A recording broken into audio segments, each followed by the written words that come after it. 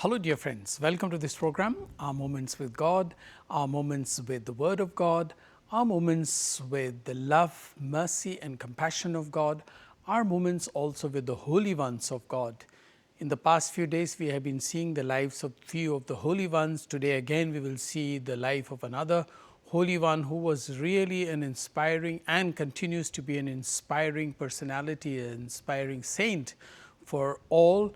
And not to forget to turn our attention onto our own selves, because that is where we can decide where we want to go and how far we want to go in our spiritual journey and how close we want to be with God and to one another.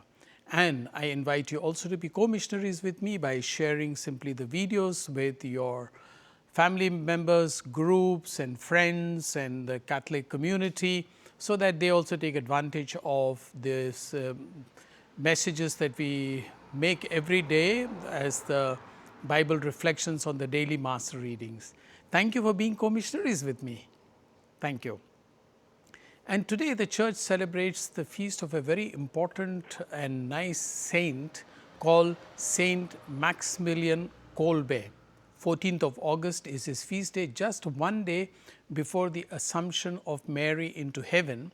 And Maxmillian Kolbe's life is very interesting, who was martyred in Auschwitz by the Nazis, the Hitler's army in Auschwitz as a prisoner because he spoke against the Nazis. The other day I forgot to mention, though in my reels I did mention, on the 9th of August was the feast of Saint Benedicta of the Cross, or Edith Stein. I forgot to mention towards the end that she too was martyred by the Nazis also in Auschwitz. Like many other Jews, she was a Jew, that is why she was martyred, but Maxmillian Kolbe was martyred because he was writing boldly against the Nazis. So, there are several facts about Maxmillian Kolbe, all of them I cannot mention, but very interestingly, when he was 10 years old, he was a pious boy and he asked Mother Mary, what should he be? And he was praying, and at night he had this vision of Mother Mary standing before him with two crowns, one white crown and one red crown. And she asked him, because she was remembering of course her own son who had taken the crown of thorns, but she offered to Maxmillian Kolbe, that time his name was Raymond Kolbe, just 10 years old, and Mary seems to have told him, which of the two crowns will you choose? One was for purity, the white one, and red one was for martyrdom.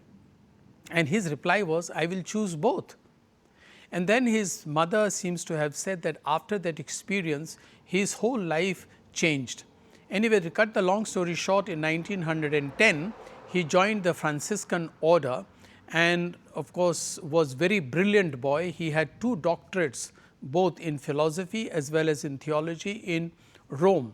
Then while he was in Poland, he is was a Polish citizen, he founded a small city called Nippelknau, which means the city of Immaculate. He was so dedicated to the Immaculate Heart of Mary, and I have visited this place along with Bishop Rebello, may his soul rest in peace. Both of us visited this place which Maxmillian Kolbe had founded.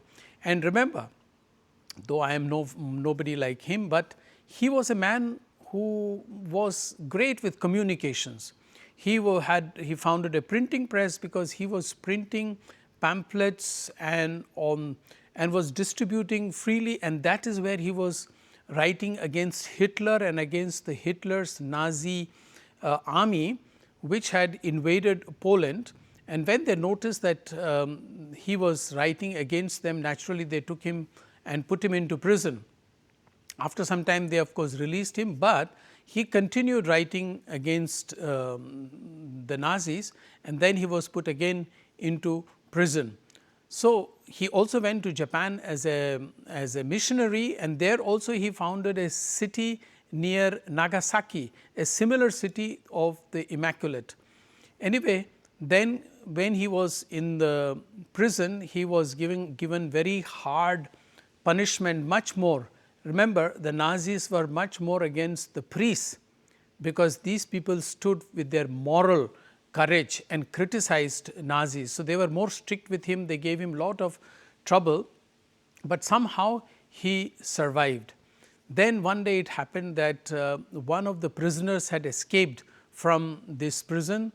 This door, the gate that I am standing here is like a prison gate, that is why I have chosen this place. It looks like the prison gate of the Nazis, where nobody could enter, get out, but one prisoner escaped, and the rule was that if one prisoner escapes, 10 other prisoners have to die instead.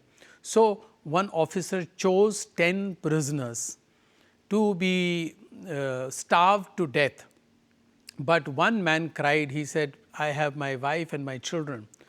And Maxmillian Kolbe, who was priest, who was already by that time 48 years old, he said to them, sir, he has wife and children, I am a priest, I am alone, I will die instead of him. So, yes, he was accepted, put in the very strict prison to starve to death, and most of the others died by starvation, but he, despite being weak and was suffering from tuberculosis, he did not die. After 2 weeks, the officers got fed up with him that he was not dying. So, finally, on the 14th of August in the evening in 1941, they injected him with phenol and killed him by giving him an injection.